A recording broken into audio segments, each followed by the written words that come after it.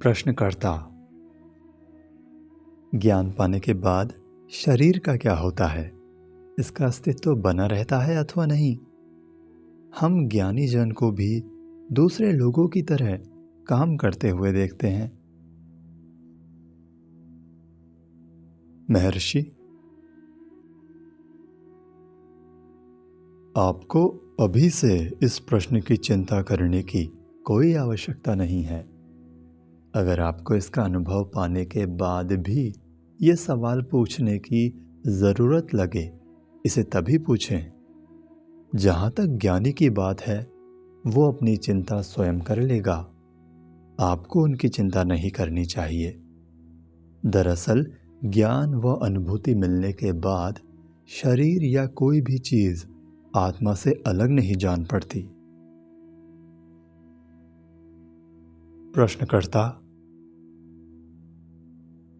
यदि हम सदा ही सतचित आनंद हैं, तो ईश्वर ने हमें कठिनाइयों में क्यों डाला? उसने हमें बनाया ही क्यों? महर्षि: क्या भगवान ने आकर बताया कि उसने आपको कठिनाई में डाला? आप ऐसा कहते हैं। ये मिथ्या अहम है। यदि ये अलोप हो जाए तो कोई ऐसा कहने वाला नहीं रहेगा कि भगवान ने ऐसा किया या भगवान ने वैसा क्यों किया। वो तो यहाँ तक नहीं कहता कि मैं हूँ। क्या ऐसा कोई संदेह पैदा होता है कि मैं नहीं हूँ? यदि कोई गाय या भैंस होता तो शायद मन में ये संदेह आता और उसे खुद को याद दिलाना होता कि वो तो एक इंसान है, परंतु ऐसा कभी नहीं होता। मनुष्य के अपने अस्तित्व और अनुभूति के साथ भी यही है। जब मन अपने ही बारे में अनुसंधान करना बंद कर देता है, तो जान लेता है कि मन जैसी कोई वस्तु नहीं है। यही सबके लिए सीधी राह है। मन केवल विचार है। सभी विचारों में केवल मैं का विचार ही मूल है। इस तरह मन केवल मैं का विचार ही है। मैं का विचार कब पैदा होता है? इसे अपने भीतर तलाश करो तो ये ओझल हो जाएगा। ये बुद्धि है। जहाँ से मैं का लोप होता है, वहीं से मैं का जन्म होता है। यही पूर्णम है। अगर अहम है तो बाकी सब भी अहम है। अगर अहम नहीं है तो बाकी भी नहीं है। दरअसल अहम ही सब कुछ है। अहम को जानना ही बाकी सबके त्याग का मार्ग हो सकता है। मैं के सामने न आने की अवस्था ही वो बनने की अवस्था है। जब तक मैं के सामने न आने की अवस्था पर सवाल नहीं किया जाएगा, तब तक व्यक्ति अपने ही विलोपन को कैसे पा सकता है जिससे मैं सामने नहीं आता। उसे पाए बिना अपनी सच्ची अवस्था में रहना कैसे संभव है? वो कहाँ है? जिस तरह कोई व्यक्ति पानी में गिरी किसी वस्तु को निकालने के लिए उसमें डुबकी लगाएगा, उसी तरह व्यक्ति को पूरी एकाग्रता से अपने भीतर जाना चाहिए। अपनी वाणी और श्वास को वश में रखते हुए उस जगह की तलाश करनी है जो इस मैं का स्रोत है। आत्मज्ञान पाने के लिए मैं के स्रोत की खोज करनी ही होगी। मैं ये नहीं हूँ, मैं वो नहीं हूँ। इस पर ध्यान लगाने से अनुसंधान में मदद भले ही मिले, परंतु ये अनुसंधान नहीं है। अगर कोई मन में ये खोज करता है मैं कौन हूँ, तो हृदय तक जाते ही मन का नाश होता है और उसी समय मैं के रूप में सत्य प्रकट होता है। हालांकि ये स्वयं को मैं के रूप में प्रकट करता है। ये अहम नहीं बल्कि सच्चा अस्तित्व और परम सत्य होता है। बंधन और मुक्ति तो केवल मन ने ही बनाए हैं। उनका अपना कोई सत्य नहीं है, इसलिए वे अपने अनुसार काम नहीं कर सकते। वे किसी और चीज़ के रूप हैं, इसलिए उनसे स्वतंत्र भी कोई सत्ता होगी जो उनका सामान्य स्रोत व आश्रय है। यदि कोई जानना चाहे कि किसकी मुक्ति या बंधन की बात है, तो उसे स्रोत का अनुसंधान करना होगा। तब उसे पता चलेगा कि वो मैं यानी उसके लिए कहे गए हैं। जब कोई सच्चे मन से ये जानना चाहेगा मैं कौन हूँ, तो उसे पता चलेगा कि मैं जैसा कुछ नहीं है, मैं का कोई अस्तित्व नहीं। ये देखने के बाद जो बचा रहेगा वही स्वप्रकाशित आत्मा है, जो अपने मन को स्थिर रखते हुए ये अनुसंधान करता है कि मैं कौन हूँ, और केवल वार्तालाप में अपना समय को नष्ट नहीं करता। सर्वोच्च सत्य स्वयं उससे साक्षात्कार करता है। इस तरह सही मायनों में आत्म साक्षात्कार करने वालों के लिए किसी प्रकार का संदेह शेष नहीं रहता। वे पूरी तरह से आत्मा में स्थिर हो जाते हैं। उनके लिए ना तो कोई बंधन बचता है और ना ही कोई मुक्ति। आत्मा विशुद्ध चेतना है।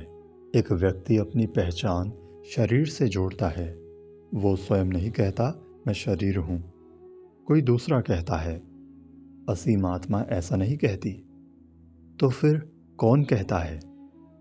विशुद्ध चेतना और शरीर के बीच मिथ्या अहम, जो कि स्वयं को शरीर तक सीमित मानता है।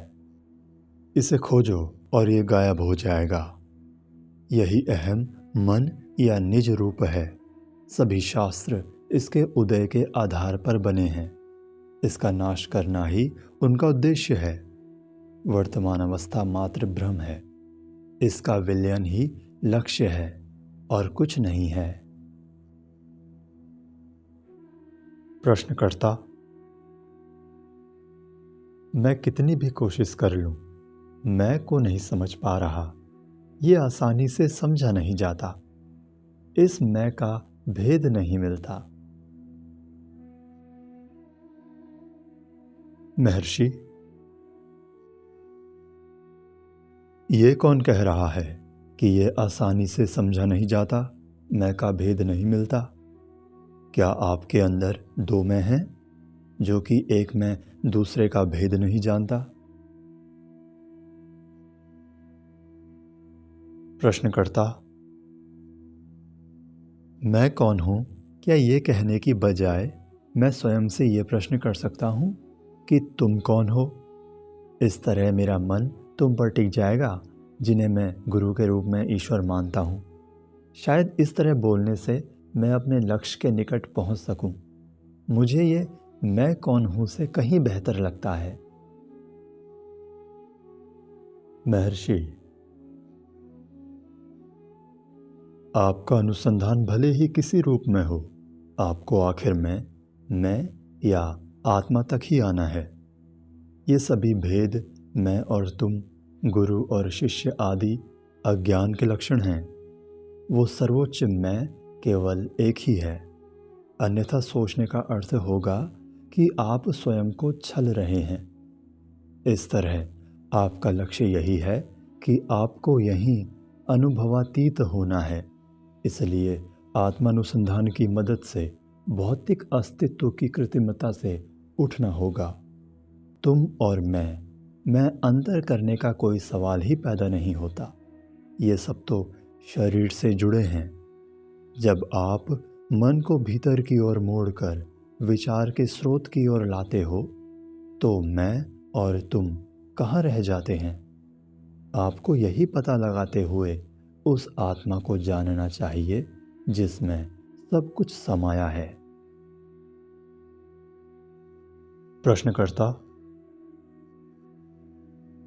परंतु क्या ये मजाक नहीं है कि मैं ही मैं को खोज रहा है? मैं कौन हूँ? क्या ये आत्मानुसंधान केवल एक खाली सूत्र बनकर नहीं रह जाएगा? या मुझे स्वयं से ये प्रश्न निरंतर किसी मंत्र की तरह रटते हुए पूछते रहना चाहिए? महर्षि, आत्मानुसंधान कोई खाली सूत्र नहीं है। ये किसी भी मंत्र के दोहराव मात्र से कहीं अधिक है। अगर मैं कौन हूँ मात्र मानसिक प्रश्न होता, तो इसका इतना मोल ना होता। आत्मानुसंधान का उद्देश्य ही यही है कि मन को उसके स्रोत पर केंद्रित किया जा सके। इस तरह ये किसी एक मैं की ओर से किसी दूसरे मैं की खोज का प्रश्न नहीं है। इसमें सारे मन की गहन गतिविधि शामिल है, जिसमें ये धीरे धीरे विशुद्ध चेतना में स्थित होता है। आत्मानुसंधान एक ऐसा प्रत्यक्ष साधन है जो आपके उस सच्चे और परम अस्तित्व को सामने लाता है जो आप सही मायनों में हो। भक्त पूछता है, मुझे बताया गया कि आपकी परंपरा के अनुसार मुझे अपने विचार के स्रोत तक जाना होगा। ये काम कैसे किया जा सकता है? महर्षि, मेरी कोई परंपरा या पंथ नहीं है, परंतु ये सच है कि आपको अपने विचारों के स्रोत तक जाना होगा। भक्त, मान लेते हैं कि मेरा विचार अश्व है और मैं इसके स्रोत तक जाने की कोशिश कर रहा हूं। मैं इसे अपनी स्मृति की वजह से पाता हूं और मेरी स्मृति में इसका बोध बना हुआ है। बस यही बात है। महर्षि, आपको ये सब सोचने के लिए किसने कहा? ये सब भी तो विचार ही है। स्मृति और बोध के बारे में सोचने से आपको क्या मिलेगा? यह अंतहीन होगा। मानो वही पुराना विवाद चल रहा हो कि पहले कौन आया, वृक्ष या बीज। ये पता करें कि ये स्मृति और बोध किसके पास है। जिस मैं के पास ये बोध और स्मृति है, ये कहाँ उठता है, इसका पता करें। क्योंकि कोई भी स्मृति, बोध या अनुभव आपको मैं तक ही लाते हैं। आपको नींद में ऐसे अनुभव नहीं होते और फिर भी आप कहते हैं कि नींद के दौरान भी आपका अस्तित्व होता है। इससे पता चलता है कि जब बाकी चीज़ें आती और जाती रहती हैं, तब भी मैं बना रहता है। भक्त, मुझे मैं का स्रोत जानने को कहा गया और वास्तव में मैं इसे पाना चाहता हूं, पर मुझे इसके लिए क्या करना होगा? मैं किस स्रोत से आया हूं? महर्षि, तुम उसी स्रोत से आए हो। नींद के दौरान तुम जिस स्रोत में थे, केवल नींद के दौरान ही तुम नहीं जानते कि तुमने कहाँ प्रवेश किया।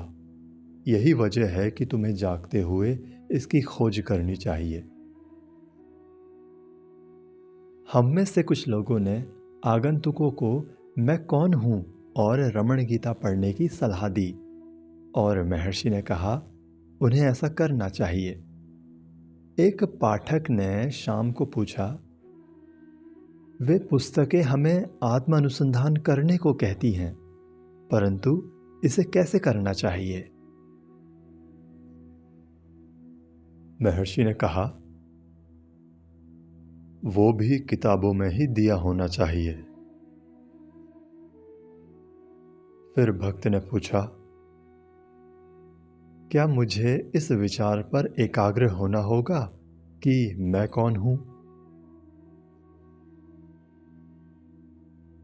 महर्षि,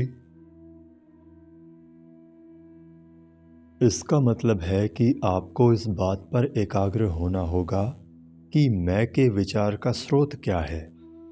आपको बाहर की बजाय भीतर देखना होगा कि मैं का विचार कहाँ से पैदा होता है।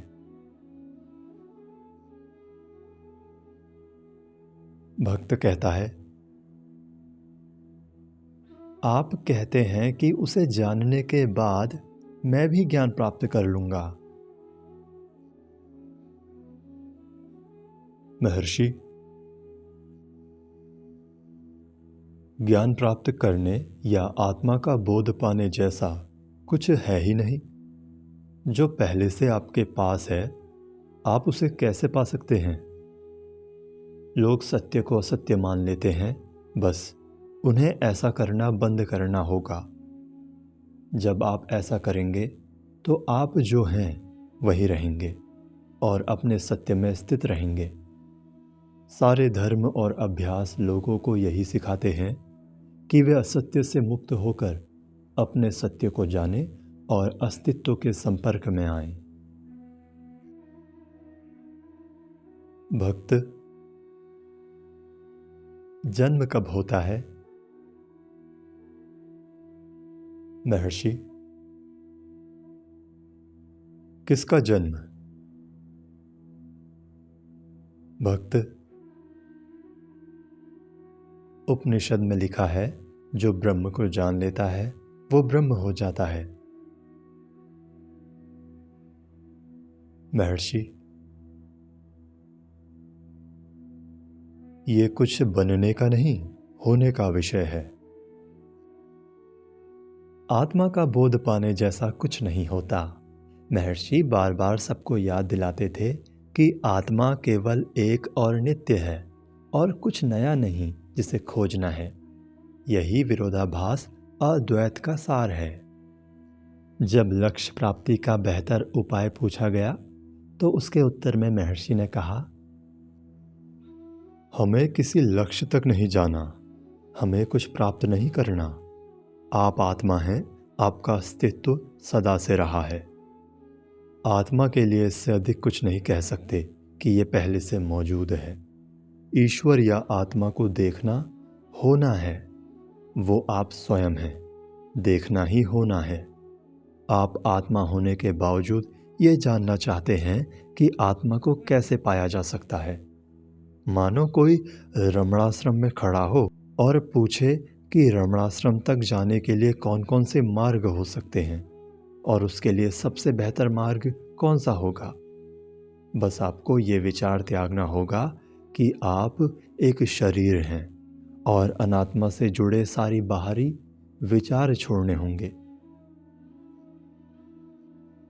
ज्यों ही मन बाहरी वस्तुओं की ओर रमे, उसे वापस भीतर की ओर ले जाएं और आत्मा या मैं में स्थित करें। आपकी ओर से केवल इतना ही करना पर्याप्त होगा। जब तक मनुष्य मन की आदिम सहज और शुद्ध अवस्था को नहीं पा लेता, जिसमें वो सारे विचारों से मुक्त होगा, तब तक उसे अथक प्रयत्न करना होगा। दूसरे शब्दों में, जब तक मैं, मेरा और मेरे लिए जैसे शब्दों को पूरी तरह से नष्ट करके मिटाया नहीं जाएगा, तब तक निरंतर प्रयत्न करना ही होगा। कुछ भी नया नहीं खोजा जाना है। इसी दृष्टिकोण को ध्यान में रखते हुए अद्वैत कहता है कि हमें केवल अज्ञान के आवरण को हटाना है।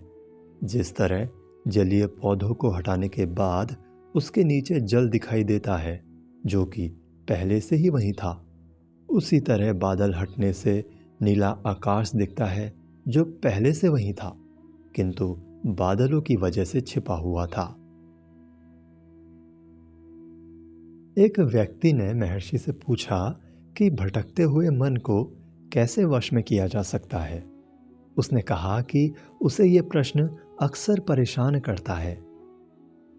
महर्षि ने हंसकर उत्तर दिया, ये प्रश्न केवल तुम्हें ही नहीं, बहुत से लोगों को परेशान करता है।